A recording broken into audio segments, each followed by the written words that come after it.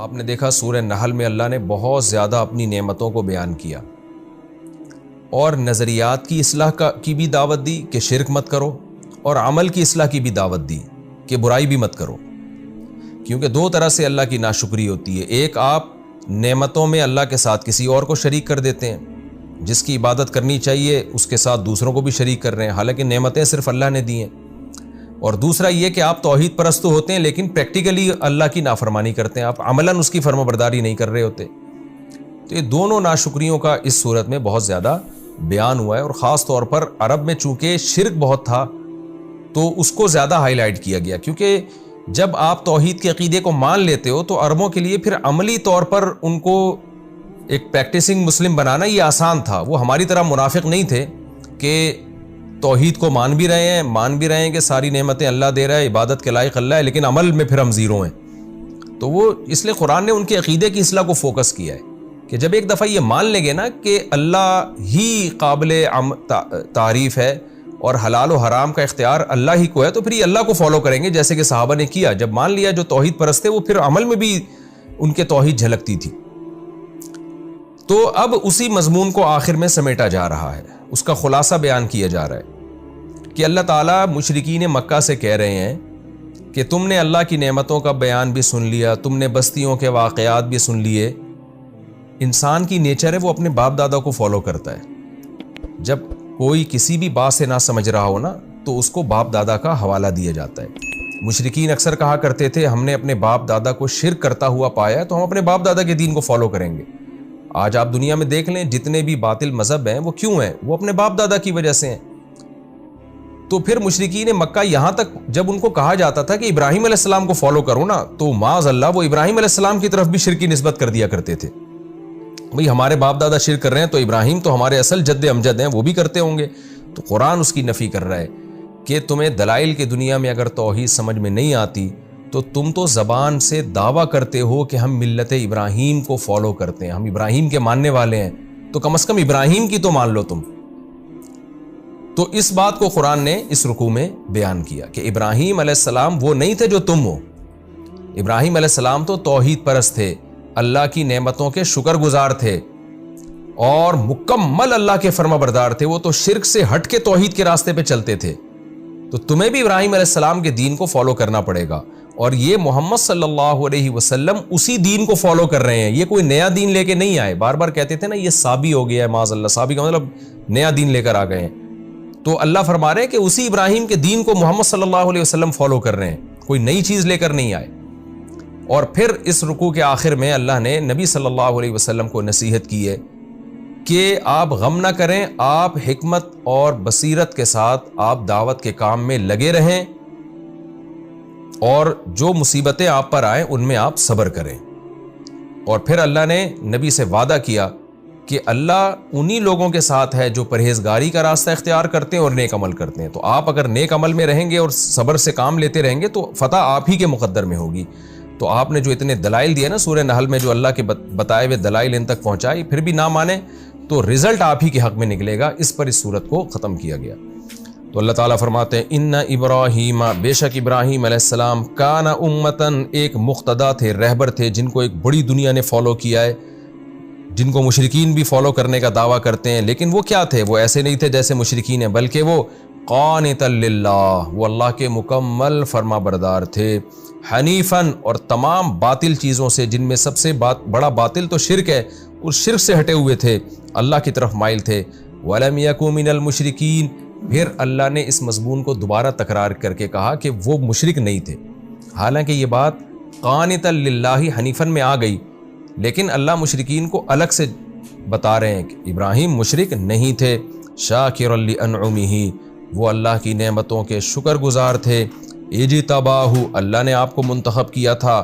وہداہ الی صراط مستقیم، اور آپ کو سیدھے راستے کی طرف اللہ نے چلایا تھا، تو تم ابراہیم کے دین کو فالو کرو۔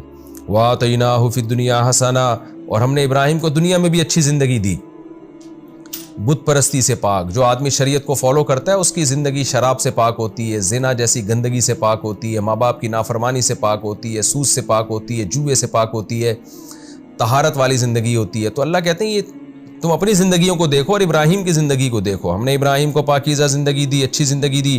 وَإِنَّهُ فِي الْآخِرَةِ لَمِنَ الصَّالِحِينَ, اور ابراہیم آخرت میں بھی کامل درجے کے نیک لوگوں میں ہوں گے. ثُمَّ أَوْحَيْنَا إِلَيْكَ, پھر اے محمد صلی اللہ علیہ وسلم ہم نے آپ کو کوئی نیا دین دے کے نہیں بھیجا. یہ بار بار مشرک کہتے ہیں ہمارے باپ دادا کے دین کو ختم کر دیا انہوں نے, تو اصل باپ تو تمہارے ابراہیم تھے, تو ہم نے آپ کو کوئی نیا دین دے کے نہیں بھیجا. اوحینا الیک, ہم نے آپ کو وحی کی ہے, ان اتبع ملت ابراہیم حنیفا, کہ آپ بھی ابراہیم کی ملت کو فالو کریں اور باطل تمام چیزوں سے ہٹ کر. دیکھیں اس آیت میں ایک نقطے کی بات یہ پتہ چلتی ہے کہ یہ انسان کی نیچر نا اس کی طرف مائل نہیں ہوتی کہ نئی چیز کو وہ قبول کرے, اور اللہ نے بھی انسان کی اس نیچر کا خیال کیا ہے. تبھی قرآن کی ابتدا کیسے ہوتی ہے کہ یؤمنون بالغیب, یہ لوگ غیب پر ایمان لاتے ہیں, اور ان کتابوں پر جو قرآن سے پہلے نازل ہوئی ہیں, ان تمام پیغمبروں پر جو نبی سے پہلے گزرے ہیں. کیا مطلب, یہ نبوت کا آنا کوئی نئی بات نہیں ہے, یہ ہمیشہ سے ہو رہا ہے. اسی طرح قرآن میں ایک جگہ آتا ہے 26ویں پارے میں, قل ما کنت بدعا من الرسل, اے نبی آپ ان سے کہہ دیجئے میں کوئی ایسا رسول نہیں ہوں جو پہلی دفعہ دنیا میں آیا ہو, میرے سے پہلے بھی انبیاء آتے رہے ہیں. تو تم بار بار یہ کیوں کہہ رہے ہو کہ یہ عجیب واقعہ ہوا ہے کہ کوئی اللہ نے کسی کو پیغمبر بھیج دیا؟ اس سے پتہ چلتا ہے کہ جو ایک روٹین چلی آ رہی ہو نا, اس سے ہٹ کے اگر کوئی بات کر رہا ہے, اور ایسی بات جس کی ماضی میں کوئی نظیر ہی نہیں ملتی, اس کے غلط ہونے کا امکان زیادہ ہے. اور جو وہ بات کرتا ہے جو صدیوں سے چلی آ رہی ہے, اس کا صحیح ہونے کا امکان زیادہ ہے. آج آپ اسلام میں دیکھ لیں, ایسا مسئلہ آج کل مذہبی اسکالر لے کر آئیں گے جو آپ نے 1400 سال میں کسی سے نہیں سنا ہوگا, اور پھر وہ آیتیں فٹ کرتے ہیں کہ تم اپنے باپ دادا کو فالو کر رہے ہو. حالانکہ قرآن بھی مشرکین کو کہہ رہا ہے کہ بھائی ابراہیم جو باپ دادا تھے نا وہ توحید پرست تھے, تو یہ توحید کوئی نئی چیز نہیں ہے, یہ تم نے بگاڑ کے جو ہے نا شرک معاشرے میں لے کر آئے ہو. اصل جو پرانی چلی آ رہی ہے ہمیشہ سے وہ تو توحید ہے. تو اس سے ہمیں کیا پتہ چلتا ہے, یہ جو نئے نئے اسکالر کہہ رہے ہیں کہ ایک دم ایک نئی چیز لے آتے ہیں, اور جو نہ صدیوں سے کسی نے سنی ہوتی ہے, آدم علیہ السلام سے لے کر اب تک کسی نے نہیں سنی ہوتی, اور وہ پھر قرآن حدیث کا لیبل لگا کے اس کو سوسائٹی میں پروموٹ کر رہے ہوتے ہیں, اور لوگ اس پہ گر رہے ہوتے ہیں جھک جھک کے, اور مان رہے ہوتے ہیں اس کو. اس سے پتہ چلتا ہے کہ یہ لوگ غلط ہیں. حق ہمیشہ سے رہا ہے, ہاں اس میں تبدیلیاں ہوتی رہی ہیں, لیکن پھر اللہ اس حق کو غالب کرتے رہے ہیں. تو حق وہ کبھی نہیں ہو سکتا جو اچانک ایک نئی چیز آ گئی ہو, جو اس سے پہلے ہمیں اس کا ثبوت ہی نہ ملتا ہو. میں اکثر مثال دیتا ہوں نا, آپ نے بچپن میں کبھی نہیں دیکھا ہوگا لوگوں کو کہ عام موزوں پہ مسا کرتے ہوں, کہیں بھی نہیں دیکھا. ہم نے تو اہل حدیث کو بھی نہیں بچپن میں دیکھا کہ عام موزوں پہ کبھی مسا کرتے ہو. اچانک ایک فتویٰ آیا اور پوری دنیا میں پھیل گیا, اور لوگوں نے عام ساکس پہ مسا کرنا شروع کر دیا.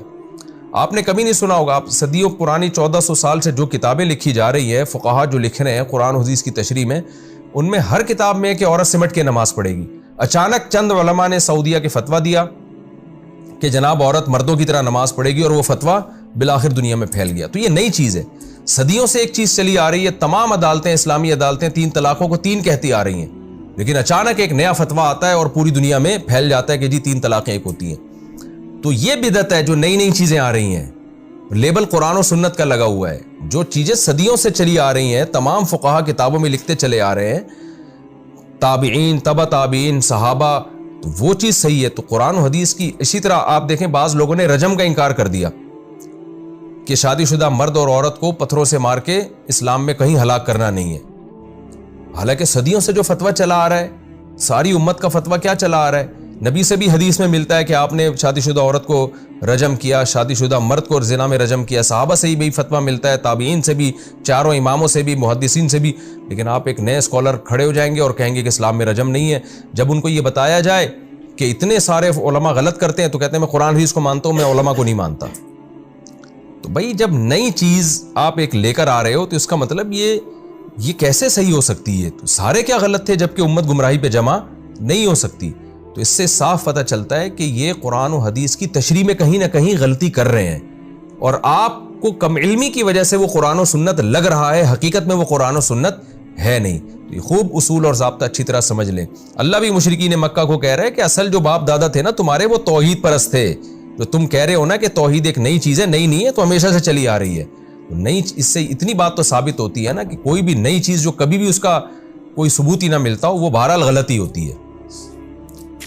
تو اللہ تعالیٰ فرماتے ہیں کہ پھر اے نبی صلی اللہ علیہ وسلم ہم نے آپ کو بھی وہی وحی کی ہے جو ابراہیم کو کی تھی، اور آپ کوئی نئی چیز لے کر نہیں آئے، بلکہ ہم نے یہی وحی کی ہے کہ ابراہیم ہی کے دین کو آپ نے فالو کرنا ہے، کوئی نیا دین نہیں گڑھنا۔